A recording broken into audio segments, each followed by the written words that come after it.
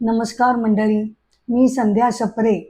यूट्यूबवरील अमृताचे दोहे या माझ्या आध्यात्मिक चॅनलमध्ये मी तुम्हा सगळ्यांचं मनापासून स्वागत करते. आज श्रावण मासारंभ आहे. त्यानिमित्तानं तुम्हा सगळ्यांना मी मनापासून शुभेच्छा देते. आणि श्रावण मासाच्या आरंभाच्या निमित्तानं आजपासून मी भागवत कथेला सुरुवात करत आहे. आजच्या एपिसोडमध्ये आपण काय बघणार आहोत हे आपण थोडक्यात बघूया. भागवत कथा किंवा भागवत पुराण हे महर्षी व्यासांनी का निर्माण केलं, कोणत्या परिस्थितीत निर्माण केलं ते आपण जाणून घेऊ. तसंच भागवताचं महात्म्य आणि त्याची वैशिष्ट्य सुद्धा आपण जाणून घेणार आहोत. नारद मुनींना वृंदावनामध्ये कोणतं अद्भुत दृश्य दिसलं की ज्यानं ते अगदी थक्क होऊन गेले ते सुद्धा आपण जाणून घेणार आहोत. तसंच सनत कुमार, सनंदन या 4 ब्रह्मदेवाच्या मानसपुत्रांनी काय उपदेश केला हे सुद्धा आपण बघणार आहोत. लोककल्याणासाठी निष्काम वृत्तीनं झटणं ही सुद्धा ईश्वराची उपासनाच ठरते. मग त्या दृष्टीनं आधुनिक भारतामध्ये सुद्धा अजूनही अनंत महात्मे संत महर्षी पूर्वी होऊन गेलेले आहेत, आत्ता सुद्धा होत आहेत. तर आत्ताच्या आधुनिक महर्षींबद्दल सुद्धा आपण थोडंफार जाणून घेऊ. तर चला तर मग भागवत कथेला मी आजपासून प्रारंभ करते.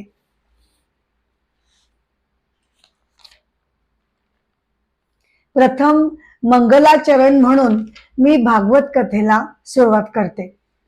श्रीमं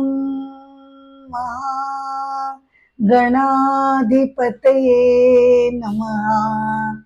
वक्रतुंड महाकाय सूर्यकोटि समप्रभ. निर्विघ्नं कुरु मे देव सर्वकार्येषु सर्वदा. नमो देवे महादेवे शिवाये सततं नमः. नमः प्रकृते भद्राये नियता प्रणता स्मताम्. समचरण सरोजं सांद्र नीलांबुदाभं. जगन्वित पाणिं मंगलं मंगलानां.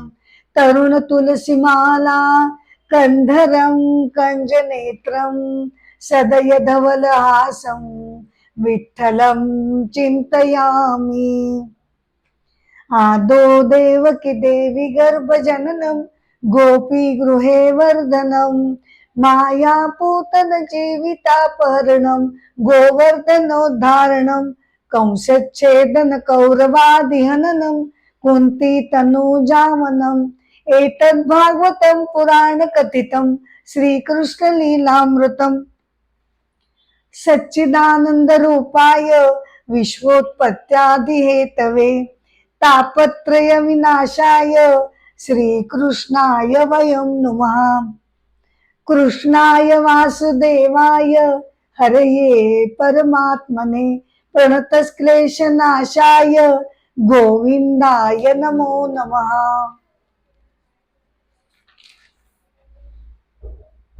आजपासून प्रारंभ करते भागवत पुराण आणि त्याचे 12 स्कंध हे आपण जाणून घेणार आहोत. आजच्या एपिसोडमध्ये भागवताचं महात्म्य आणि त्याचा प्रारंभ याबद्दल आपण जाणून घेऊ. महर्षी व्यासांनी महाभारतासारखा अद्वितीय उत्कृष्ट ग्रंथ निर्मिती त्यांनी केली. त्याचबरोबर 17 पुराणांची त्यांनी निर्मिती केली. शिवाय प्रस्थानत्रयीवर ब्रह्मसूत्र भाष्य त्यांनी लिहिलं. प्रस्थानत्रयी म्हणजे काय तर भगवद्गीता, उपनिषद आणि वेदांत सूत्र यावर त्यांनी ब्रह्मसूत्र भाष्य त्यांनी लिहिलेली आहेत. परंतु एवढी सगळी अनमोल ग्रंथ संपदा करून सुद्धा त्यांच्या मनाला काही असा आनंद किंवा निखळ शांती, समाधान असं काही त्यांना वाटत नव्हतं. का कोण जाणे ते अगदी उद्विग्न झाले ते आणि अतिशय निराश मनानं सरस्वती नदीच्या काठावर ते विचार करत बसले होते की असं काय आहे की ज्यामुळे एवढी सगळी विपुल ग्रंथसंपदा निर्माण करून सुद्धा माझ्या मनाला अगदी तिळमात्र सुद्धा शांती काही मिळाली नाहीये. त्या अशा विचारांमध्ये ते मग्न असतानाच, बर का, ते अशा विचारांमध्ये मग्न असतानाच तिकडनं नारद मुनी तिथे आले आणि त्यांनी जाणलं की महर्षी व्यास अगदी निराश, चिंतातूर आणि विचारांमध्ये मग्न असे खिन्नपणे सरस्वती नदीच्या काठी बसलेले आहेत. त्यांनी विचारलं, महर्षी काय झालं आपल्याला? आपण असे उदास आणि खिन्न का बरं दिसता? आपल्या हातून तर महाभारताची नुकतीच ग्रंथ निर्मिती झालेली आहे, मग तरी सुद्धा तुमच्या मनाला समाधान का नाही? तेव्हा महर्षी व्यास त्यांना म्हणाले, गुरुदेव, आपणच माझं या चिंतेचं, या दुःखाचं निराकरण करावं अशी माझी नम्र विनंती आहे. कारण एवढं सगळं करून सुद्धा मला परमशांती काही अनुभवता आलेली नाही. याचं कारण जर तुम्ही मला सांगितलं तर बरं पडेल. महर्षी नारदांनी जरा विचार केला आणि मग ते अंतर्मुख होऊन त्यांना म्हणाले, मला असं वाटतंय की तू महाभारताच्या निमित्तानं धर्म, अर्थ, राजकारण या सगळ्या गोष्टींबद्दल विपुल विवेचन केलेलं आहेस, परंतु म्हणावं तसं भगवंतांची स्तुतीस्तुमन त्यामध्ये गायली गेली नाहीत. भगवंतांचे यश, त्यांची कीर्ती, त्यांचा महिमा हे तुझ्याकडून अजून सार्थपणे वर्णन केलं गेलं नाही. त्यामुळे तुलाही मनामध्ये रुखरुख लागलेली दिसते असं मला वाटतं. तेव्हा तू जरूर भगवान श्रीकृष्णांच्या यशाचं, त्यांच्या महात्म्याचं, त्यांच्यामध्ये रममाण होणाऱ्या भक्तांचं जर तू अगदी मनापासून प्रेमभरानं, भक्तिभाव रसपूर्वक असं जर त्याचं वर्णन तू रचलंस तर ते भागवत पुराण या नावानं ते सिद्ध होईल आणि मग मात्र तुला अगदी अपूर्व शांती मिळेल. कसं आहे ना, आपण कितीही धडपडलो, कितीही मनामध्ये महत्वाकांक्षा ठेवल्या, अगदी त्या सफल सुद्धा झाल्या, तरी सुद्धा मनाला जी रुखरुख लागते ना, ती उणीव केवळ भगवंतांच्या प्रीतीनच, त्यांच्या भक्तीनच ती रुखरुख, ती अपूर्णता कमी होऊ शकते. त्यामुळे मला असं वाटतं की भागवत पुराणाची भक्ती रसमय अशी रचना तू करावीस. महर्षी व्यासांनी त्यांना त्यांचं म्हणणं पटलं आणि खरोखरच भगवंतांची कीर्ती माझ्याकडनं जशी मी गायला हवी होती तसं काम माझ्याकडून पूर्ण झालं नाही असं त्यांच्या मनाने घेतलं. आणि बरं का, मग त्यांनी या सिद्ध अशा भागवत पुराणाची निर्मिती जेव्हा केली त्यानंतरच त्यांचं मन पूर्णपणे शांत झालं. काय आहे हे भागवत पुराण? याचं महात्म्य काय आहे? याचा महिमा तरी काय आहे? तर ह्याचा महिमा असा आहे की हा एक प्रासादिक ग्रंथ आहे. बर का, हा एक प्रासादिक ग्रंथ आहे. आपल्याला इहलौकिक आणि पारलौकिक म्हणजे या जगातील भौतिक सुख आणि पारलौकिक सुखांची प्राप्ती करून देणारा असा हा कल्पवृक्ष आहे. भागवत पुराण हे वेद आणि वेदांताचं तत्वज्ञान आणि त्याचं सार हे जरी सांगत असला तरी सुद्धा भागवत पुराण हे वेदांपेक्षा सुद्धा खूप जास्त परिणामकारक ठरतं. याचं कारण असं सांगितलं जातं की फळांच्या वृक्षामध्ये जरी एकसारखाच रस सगळीकडे वाहत असला, झाडाच्या पानामध्ये, फुलांमध्ये, फांद्यांमध्ये, तरी सुद्धा त्या रसाची आपल्याला अनुभूती नाही घेता येत. जेव्हा त्याचं फळ परिपक्व होतं तेव्हा त्या फळामध्ये जो रस उतरतो त्याची गोडी आपण चाखू शकतो. अगदी भागवताचं असंच आहे बर का. वेदांताचं सगळं सार सर्वस्व रसरूपानं या भागवतामध्ये आलेलं आहे. ते आपल्याला परम शांती देतं, परम सौख्य देतं. भगवंतांची भक्ती आपल्या हृदयामध्ये जी असते ती वृद्धिंगत व्हायला लागते. भगवंतांना आपण कळत न कळतपणे शरण जायला लागतो आणि आपलं रोजच आयुष्य रोजच आयुष्य आपल्याला जगायचं तर आहेच. आपापली कर्तव्य करायचे, आपली सगळी कामं करायचे, त्याबद्दल तर काही आपल्याला पलायन नाहीच करता येणार. पण त्याच्या बरोबरीनं भागवत महात्म्य ऐकून त्याच्या श्रवणानं, त्याच्या मननानं, त्याच्या चिंतनानं काय भर पडते तर रोजच्या आपल्या कार्यक्रमांमध्ये, रोजच्या आपल्या जगण्यामध्ये भगवत भक्तीचा अपूर्व असा अमृत रस त्यामध्ये मिसळला जातो आणि आपलं सगळं जीवन अत्यंत रसपूर्ण भक्ती रसमय होऊन जातं, यामध्ये काही शंका नाही. आता महर्षी व्यासांबद्दल आपण थोडक्यात जाणून घेऊया. पराशर मुनींचे पुत्र महर्षी व्यास. पराशर महर्षी आणि सत्यवती देवी यांच्यापासून त्यांचा जन्म झाला. त्यांचा जन्म यमुनेच्या एका बेटावर, द्वैपायन बेटावर त्यांचा जन्म झाला आणि ते रंगानं सावळे होते, त्यामुळे त्यांना कृष्ण द्वैपायन असं सुद्धा नाव पडलेलं आहे. आता त्यांची कीर्ती मी आणखीन काय वेगळ्या रूपानं शब्दानं सांगणार. एवढं प्रचंड महाभारत त्याची निर्मिती त्यांच्या हातून घडली. त्याचं वेदांचं त्यांनी पूर्णपणे संकलन केलं. त्याचे 4 वेदांमध्ये विभाजन करण्याचं काम महर्षी व्यासांनी केलं. ऋग्वेद, यजुर्वेद, सामवेद आणि अथर्ववेद अशा 4 वेदांमध्ये त्यांनी वेदांचं ॲप्रोप्रिएट विभाजन असं केलं, त्याचं संकलन केलं. इतकंच नाही तर पुराणांची निर्मिती सुद्धा त्यांच्या हातून घडली. आता हे पहिलं जे भागवत होतं ना बर का, पहिलं जे भागवत होतं ते चतुश्लोकी होतं. म्हणजे काय तर फक्त 4 श्लोकांचं भागवत प्रत्यक्ष भगवंतांनी हे ब्रह्मदेवाला सांगितलं.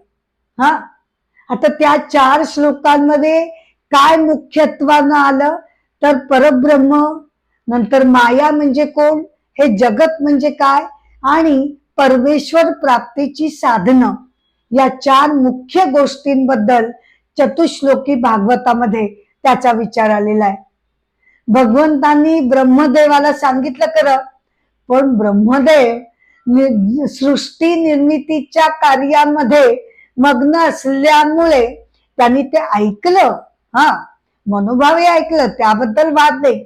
पण पुढे जसा त्याचा प्रसार व्हायला हवा होता तसा काही त्यांच्या हातून घडू शकला नाही. ब्रह्मदेवांनी मग ते त्यांच्या मानसपुत्राला नारद मुनींना सांगितलं बर का. पण नारद मुनी म्हणजे कोण तर आता त्या काळचे पुरातन सोशल मीडियाचे ते मुख्य संचालक. तिन्ही लोकांमध्ये त्यांचं भ्रमण, सगळीकडे काय घडताय काय नाही घडताय हे ते जाणून घेत असत. त्यामुळे ते त्यांच्या भ्रमण कार्यामध्ये ते मग्न राहिले. मग नारद महर्षींनी ते चतुश्लोकी भागवत महर्षी व्यासांना त्यावेळेला ऐकवलं होतं. परंतु महर्षी व्यास तेव्हा साहित्य निर्मितीमध्ये गुंतले असल्यामुळे त्यांच्या हातून सुद्धा भागवताचा प्रसार होऊ शकला नाही. आणि आता जेव्हा महाभारत झाल्यानंतर त्यांना विचारलं कारण, आणि आता जेव्हा त्यांनी भागवत पुराण रचलं, भगवत भक्तीचं महात्म्य सांगणारं भागवत पुराणाची निर्मिती जेव्हा महर्षी व्यासांनी केली, तेव्हा त्यांच्या मनाला परमशांती मिळाल्यानंतर त्यांना या भागवताची शक्ती आणि त्याचं सामर्थ्य त्यांना जाणून गेलं. आणि मग त्यांनी ते भागवत विस्तृतपणे शुकदेवांना म्हणजे त्यांच्या मुलाला सांगितलं. आणि त्यानंतर राजा परीक्षिताला शुकदेवांनी जे भागवत सांगितलं, राजा परीक्षिताला शुकदेवांनी जे भागवत वर्णन करून सांगितलं ते प्रथम असं श्रोता आणि वक्ता यांच्यातलं तो संवाद आणि संभाषण अशा दृष्टीनं बघितला जातो. बरं, पण मग या भागवतामध्ये हे एवढं सामर्थ्य आलं कुठून? आपण म्हणतो की भागवत पुराणाच्या नुसत्या श्रवणाने सुद्धा आपली दुःख नष्ट होतात, मनाला अपूर्व शांती मिळते. हे सगळे जेव्हा आपण त्याचे लाभ जाणून घेतो तेव्हा मग असा प्रश्न पडतो की भागवताचं हे महात्म्य जे आहे, ती शक्ती त्याला प्राप्त झाली तरी कुठून? तर त्याचं उत्तर असं आहे की जेव्हा यदुवंशीयांना जेव्हा शाप मिळाला, आणि त्या शापामुळे द्वारकेमध्ये सगळे घोर वेगवेगळे विचित्र अपशकून मिळायला लागले, अप्रिय घटना घडायला लागल्या, तेव्हा भगवान श्रीकृष्णांनी आपल्या सगळ्या स्वजनांना यदुवंशीयांना एकत्र बोलवलं आणि ते म्हणाले की मला आता इथे द्वारकेमध्ये लक्षण काही बरोबर दिसत नाही, तेव्हा आपण सगळ्यांनी प्रभास क्षेत्री जाऊया आणि तिथे पूजा अर्चा यज्ञ याग वगैरे करून आपल्या पापांचं क्षालन करण्याचा आपण प्रयत्न करूया. तेव्हा तुम्ही सगळ्यांनी इथून प्रभास क्षेत्री जावं असं मी तुम्हाला सुचवू इच्छितो. तुम्ही पुढे व्हा, त्याच्यानंतर मी येतच आहे, असं भगवान श्रीकृष्णांनी त्यांना सांगितलं. बर का, होता होता होता हळूहळू सगळे जण प्रभास क्षेत्री निघून गेले आणि केवळ उद्धव हा भगवान श्रीकृष्णांजवळ राहिला. उद्धव हा भगवंतांचा परमसखा. उद्धव हा भगवंतांचा परमसखा आणि तो बऱ्याच अंशी भगवंतांसारखा सुद्धा तो दिसत असे, अत्यंत ज्ञानी होता. तर त्यामुळे तो त्यांचा सखा असल्यामुळे तो तिथे राहिला आणि त्याच्या मनाला काहीतरी शंका आली की ज्या अर्थी भगवंतांनी सगळ्यांना पाठवून दिलेलं आहे आणि ते स्वतः अजून निघालेले नाहीत, त्या अर्थी भगवान बहुतेक आता प्रभास क्षेत्री जाणारच नाही. बहुतेक आता भगवंतांचा इथून वैकुंठ लोकी जाण्याचा मानस दिसतोय. ते मनातनं खूप अस्वस्थ झाले, दुःखी झाले आणि त्यांनी चिंतातुर स्वरामध्ये भगवंतांना विचारलं की आपण सगळ्या यदुवंशीयांना प्रभास क्षेत्री पाठवलं खरं, पण आपण मात्र गेला नाही. मला असं वाटतंय की तुमचा या पृथ्वी लोकावरून आता निघून जाण्याचा तुम्ही मनामध्ये निश्चय केलेला दिसतोय. भगवान श्रीकृष्ण त्यांना म्हणाले, खरंय, तू म्हणतोस ते अगदी खरंय. मी आता माझं इथलं अवतार कार्य समाप्त झालेलं आहे आणि आता हे प्रभास क्षेत्री निघून गेल्यामुळे मी तुला सांगतो उद्धवा की पुढच्या 7 दिवसामध्ये पूर्ण द्वारका ही समुद्रामध्ये लुप्त होऊन जाईल आणि मी सुद्धा वैकुंठ लोकी गमन करणार आहे. माझं अवतार कार्य इथलं समाप्त झालेलं आहे.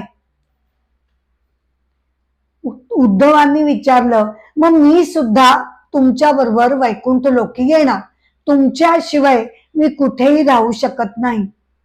तेव्हा भगवंत त्याला त्याची समजूत घालत म्हणाले की असं तू करू नकोस, असं तुला मला नेता येणार नाही. आणि दुसरं कारण म्हणजे की मी जे तुला आत्मज्ञान आणि जे ज्ञान समजावून सांगितलंय त्याचा प्रसार करणं हे तुझं कर्तव्य आहे. त्यामुळे आता इथून तू बद्रिकाश्रमाला जा आणि या भागवत धर्माचा तू प्रसार कर. तेव्हा उद्धवांनी विचारलं की तुम्ही जर वैकुंठ लोकी निघून गेलात तर आम्ही पृथ्वीवरच्या असहाय्य दुःखी भक्तांनी काय करायचं मग? हा, तुम्ही तर इथे नसणार, मग आम्ही कुणाची आराधना करायची, कुणाची उपासना करायची? यावर तुम्ही काहीतरी उपाय सुचवावा असं मला वाटतं.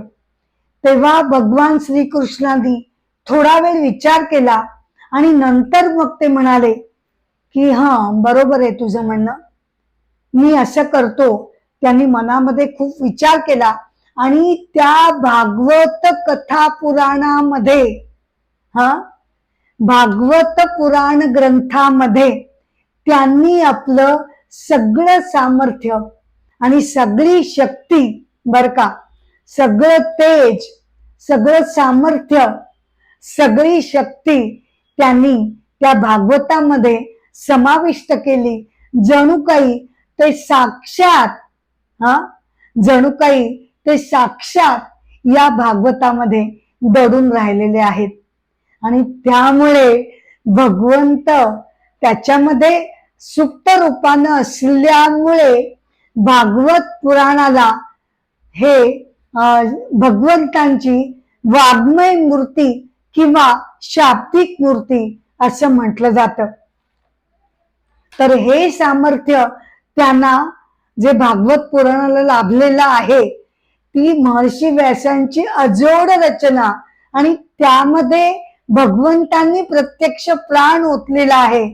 त्यामुळे असं म्हटलं जातं की भागवत पुराणाच्या श्रवणाने मनुष्याच्या सगळ्या चिंता या दूर होतात. मनुष्याला ज्या 3 प्रामुख्याने चिंता किंवा दुःख हे जे भेडसावत असतं ना, ते कोणत्या नेमक्या 3 प्रकाराचं असतं? तर अधिदैविक ताप, बर का. एक आहे अधिदैविक ताप, म्हणजे काय की अज्ञात कारणांमुळे जो काही त्रास आपल्याला होतो तो. नंतर येतो अधिभौतिक ताप, म्हणजे काय, आजूबाजूची माणसं, परिस्थिती यामुळे जो आपल्याला त्रास होतो त्याला अधिभौतिक ताप असं म्हटलं जातं. आणि तिसरा आहे आध्यात्मिक ताप, म्हणजे काय, आपल्याच शरीर मनाच्या व्यथा, त्याचे रोग, त्याची दुःख याला आध्यात्मिक ताप असं म्हटलं जातं.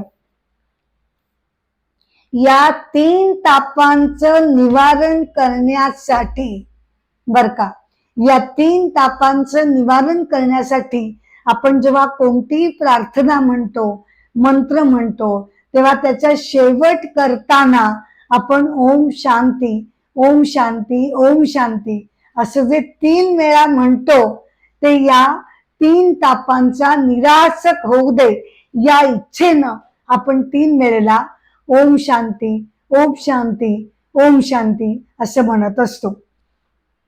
आता भगवंत हे आपल्या हिंदू धर्माच्या श्रद्धेप्रमाणे वेळोवेळी अवतार घेत असतात.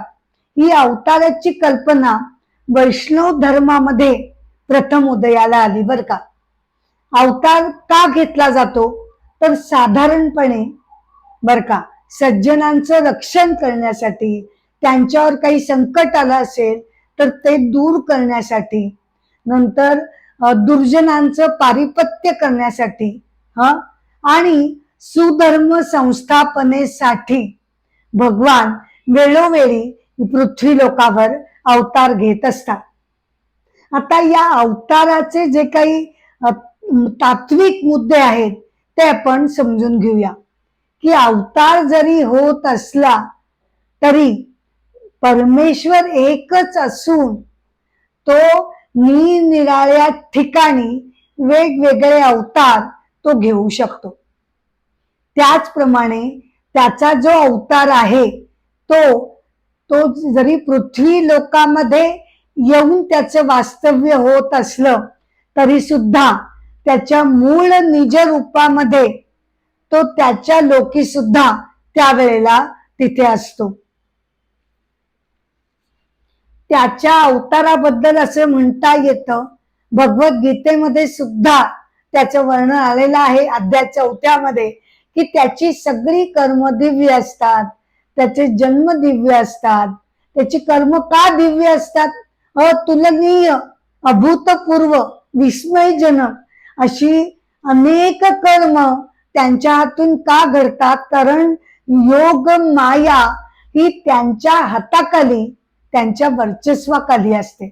आणि आपण बिचारी गरीब माणसं ही मायेच्या प्रभावाखाली वावरत असतो. तर त्यांच्या बाबतीत माया त्यांच्या प्रभावाखाली, त्यांच्या मुठीमध्ये ती असल्यामुळे अनेक प्रकारचे सामर्थ्यशाली घटना, काही प्रसंग, काही कर्म ही भगवंतांकडून, त्यांच्या दिव्य शरीराकडून दिव्य कर्मांमध्ये रूपांतरित होत असतात. पतंजली ऋषी त्यांच्याबद्दल असं म्हणतात की त्यांना कर्मविपाकाचा त्रास होत नाही. त्यांचं शरीर हे पंचमहाभूतात्मक नसतं, तर त्यांचं शरीर हे त्यांच्या इच्छेप्रमाणे दैवी शरीर बनलेलं असतं. अवताराचे काही 2-4 प्रकार सुद्धा आपण आता इथे बघूया. भागवतामध्ये बर का, भागवतामध्ये भगवंतांचे 24 अवतार सांगितलेले आहेत, ते नंतर आपण बघणारच आहोत. पण मुख्य असे अवतार म्हणजे, एक म्हणजे अंशावतार. बर का, अंशावतार म्हणजे काय?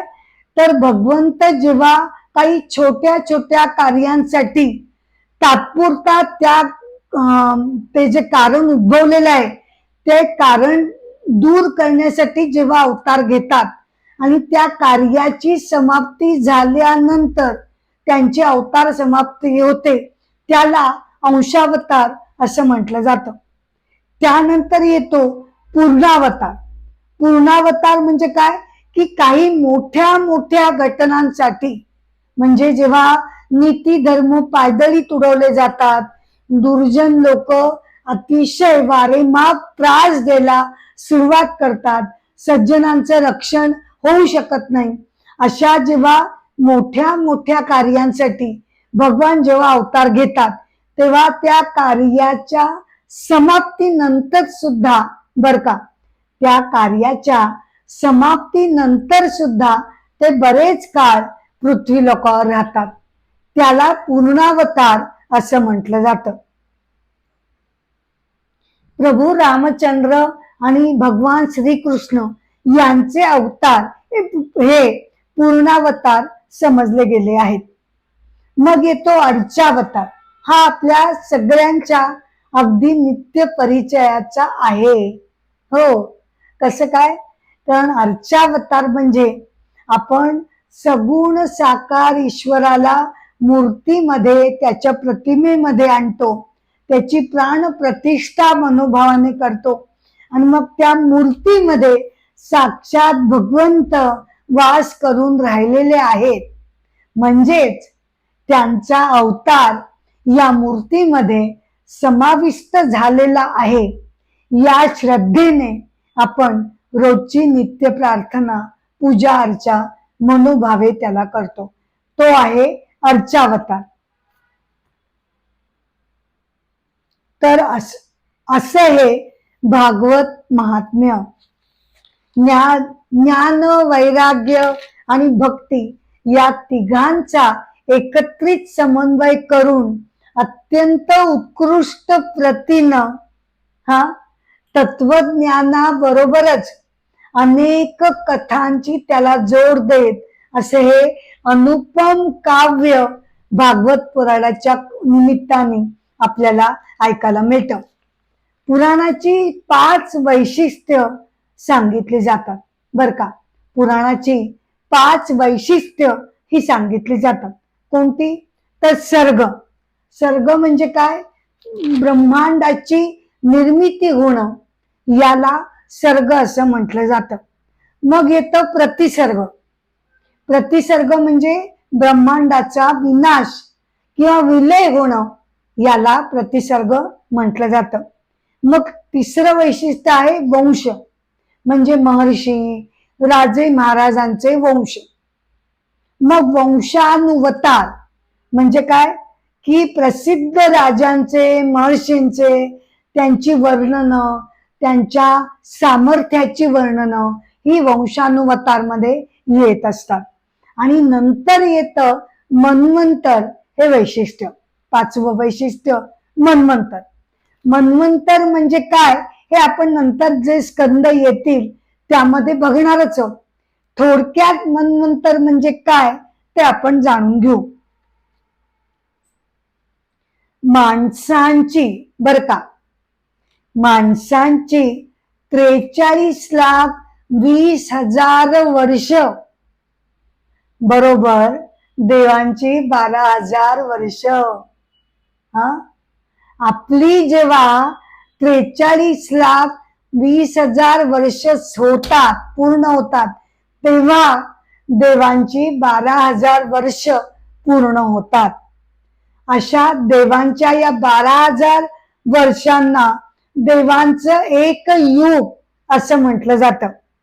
आणि देवांची अशी 71 युग, देवांची अशी 71 युग म्हणजे एक मन्वंतर. अशी एकंदर 14 मन्वंतर आहेत असं मानलं गेलं आहे. याचे प्रत्येक मन्वंतराचे वेगवेगळे मनू, 14 मनू आहेत. त्या मनूंचे परत 7-7 असे 2 गट केलेले आहेत. आता आपला 7वा मनू, वैवस्वत मनू हे मन्वंतर चालू आहे. या गटाचं नाव काय आहे, स्वयंभुवादी मनू. आणि पुढचं जे हा 6वा आहे, त्याच्यानंतर 7वा, हा 7वा आहे.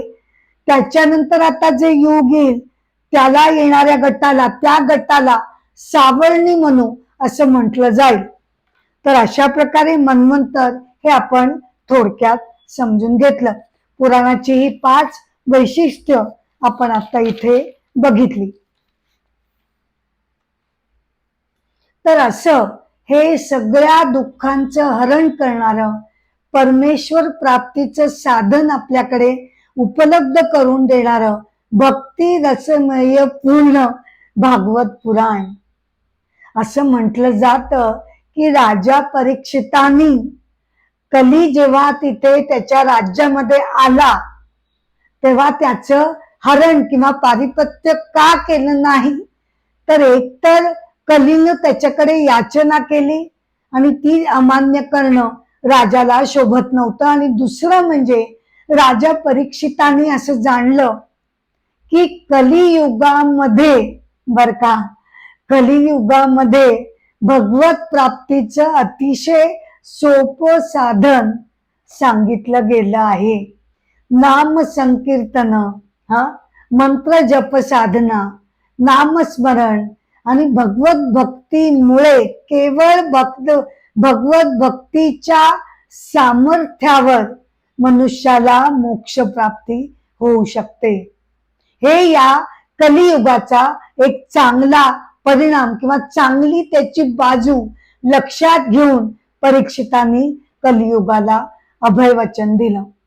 तर असं हे कलियुगामध्ये नाना दुःख संकट झेलत असताना आपल्या मनाला परम शांती देणार, आपल्याला अंतर्मुख करणार, परमेश्वराकडे आपली नजर लागावी यासाठी आपल्याला उद्युक्त करणार शांत रसप्रिय असे भागवत पुराण.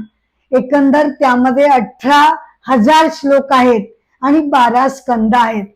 अर्थातच एवढे श्लोक आपले होणं शक्य नाही, पण तरी सुद्धा आपण 12च्या 12 स्कंद हे सविस्तरपणे बघणार आहोत. आता भागवत पुराण महात्म्य या प्रारंभाची मी इथे समाप्ती करते.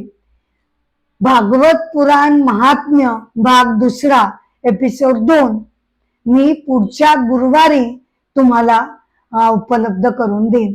भागवत पुराणाच्या एपिसोड्स बद्दल मी तुम्हाला असं सांगू इच्छिते की दर गुरुवारी भागवत पुराण आपल्याला सगळ्यांना ऐकायला मिळेल. कधी काही जर अडचण आली तरच केवळ त्या गुरुवारी होऊ शकणार नाही, पण नाहीतर मात्र अजिबात खंड पाडून न देता दर गुरुवारी भागवताची नेक्स्ट एपिसोड आपल्याला ऐकायला मिळत जाते. या एपिसोडची सांगता करण्यापूर्वी मी तुम्हाला अशी नम्रपणे विनंती करते की कृपया अमृताचे डोही या माझ्या चॅनलला, युट्यूब वरील आध्यात्मिक चॅनलला कृपया तुम्ही शेअर करावं, लाईक करावं आणि सबस्क्राईब करावं, ही माझी नम्र विनंती आहे. एपिसोडची सांगता मी गजर करून करत आहे. पुंडलिक वरदा हरी विठ्ठल, श्री ज्ञानदेव तुकाराम, पंढरीनाथ महाराज की जय, राजाधिराज भगवान रामचंद्र महाराज की जय, भगवान गोपाल कृष्ण महाराज की जय, मंगल मूर्ति मोरया, जय जय राम, राम कृष्ण हरी, जय जय राम, राम कृष्ण हरी हरी, राजा राम कृष्ण हरी, राजा राम कृष्ण हरी हरी, जय जय राम, राम कृष्ण हरी, जय जय राम, राम कृष्ण हरी. नमस्कार.